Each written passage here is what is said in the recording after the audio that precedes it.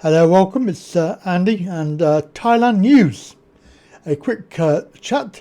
This morning, my wife said to me on the Skype that they've seen this article in the news on the telly and in the papers that they were doing a shorter quarantine period. I went, oh yeah, right, okay, whatever.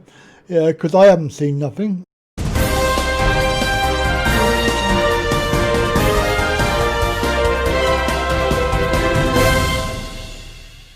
Well, it's now 2:45 p.m. in the UK, which makes it gone 8 p.m. nearly 8 p.m. in Thailand. So I have now seen that this article is in the Bangkok Post, and lo and behold, it says shorter quarantine if a tourist test succeeds. Now, what they're saying is a 7-day quarantine for foreign tourists, can be put into effect from November if the first batch of inbound tourists in October is clear of the you-know-what.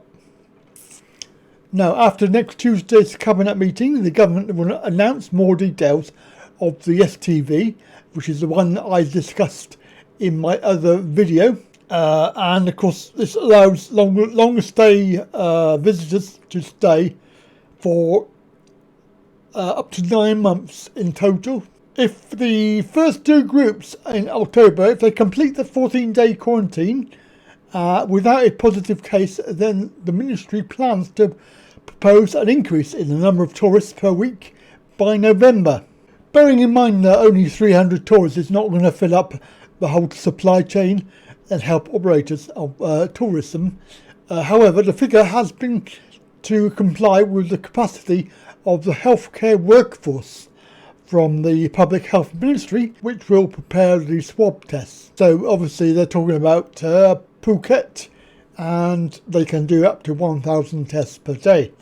The ministry has spoken to 2 private hospitals about providing healthcare to support the testing process at airports or allowing groups of tourists to get the test at alternative state quarantine facilities. If tourism plans run smoothly, the minister will consider shortening the quarantine period to 7 days in mid-November. He said that tourists will still have to complete 2 swab tests, a strip test and a polymerase, which is a PCR test, which, if you want to know about PCR tests, they are highly unreliable and less than 10% accurate.